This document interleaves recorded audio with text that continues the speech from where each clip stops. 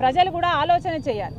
ఇలాంటి వాళ్ళను మళ్ళీ మళ్ళీ ఎన్నుకోవాలా లేదో ప్రజలు ఆలోచన చేయాలి. ఇప్పుడు జగన్మోహన్ రెడ్డి గారు కూడా ఇక్కడ ఎమ్మెల్యే, సరే ముఖ్యమంత్రి కాలేదు, కనీసం ఎమ్మెల్యేగా అయితే ఉన్నాడు. ఇక్కడ ఇదే కడప జిల్లాకు సంబంధించిన ఎమ్మెల్యే మాజీ ముఖ్యమంత్రి జగన్మోహన్ రెడ్డి గారు. మరి ఇప్పుడు ఆయనైనా కూడా ఏం చేస్తున్నారో ప్రజలకు సమాధానం చెప్పాలి. ఇదే కడప జిల్లా ప్రజలు మీకు ఓట్లేసి గెలిపిస్తే 5 సంవత్సరాలు మీకు అవకాశం ఇస్తే తట్టెడు మట్టి తీసి అవతల పోసింది లేదు, ఫ్యాక్టరీ వచ్చింది లేదు.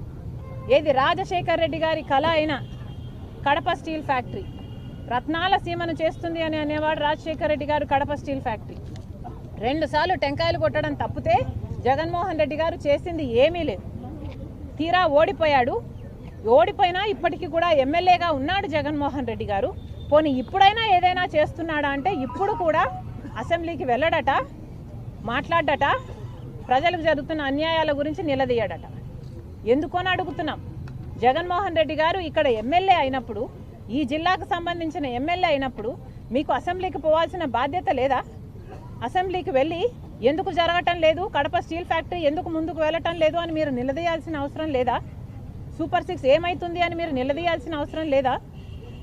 చంద్రబాబు గారు ఉచితంగానే ఇసుక ఇస్తామంటున్నారు.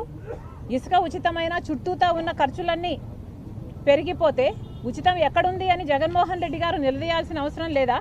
కానీ జగన్మోహన్ రెడ్డి గారు ఎమ్మెల్యేకి అర్థమేమో మెంబర్ ఆఫ్ లెజిస్లేటివ్ అసెంబ్లీ, పేరులో కూడా అర్థం ఉన్నా కూడా ఆయన విజ్ఞత అసెంబ్లీకి వెళ్ళడట. ఈయనకు ప్రతిపక్ష హోదా ఇస్తేనే వెళ్తాడట. ప్రతిపక్ష హోదాకు కావాల్సిన ఎమ్మెల్యేలు వచ్చారా అంటే, గెలుచుకున్నారా అంటే లేదు, గెలుచుకోవడం చేత కాలేదు. కానీ ఈయనకు మాత్రం ప్రతిపక్ష హోదా కావాలట, లేకపోతే పోడట. చిన్నపిల్లలు చాక్లెట్ ఇస్తేనే స్కూల్కు వెళ్తా అన్నట్టుగా ఉంది ఇక్కడ. ఇదేనా మీ విజ్ఞత? జగన్మోహన్ రెడ్డి గారైనా వైసీపీ ఎమ్మెల్యేలైనా ఆలోచించుకోవాల్సిన అవసరం ఉంది.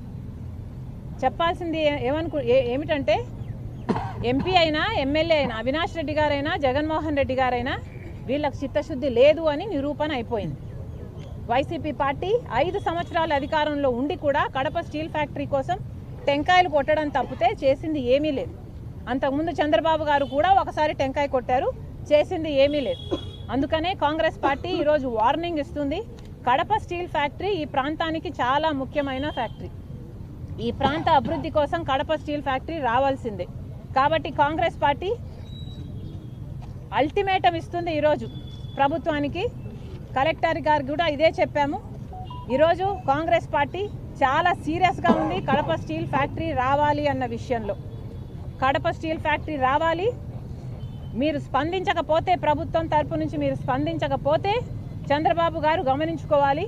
కాంగ్రెస్ పార్టీ కడప జిల్లాలో ధర్నాలకు దిగుతాం, దీక్షలకు దిగుతాం, రాస్తా రోకోలు చేస్తాం, ఊరూరికి వెళ్తాం, ప్రతి ఊర్లోనూ చెప్తాం. కడప స్టీల్ ఫ్యాక్టరీ గురించి ప్రజలను చైతన్యపరులను చేస్తాం, ఉద్యమిస్తాం. ఆఖరికి నిరాహార దీక్షకు, ఆమరణ నిరాహార దీక్ష కూర్చోడానికి కూడా మేము సిద్ధం.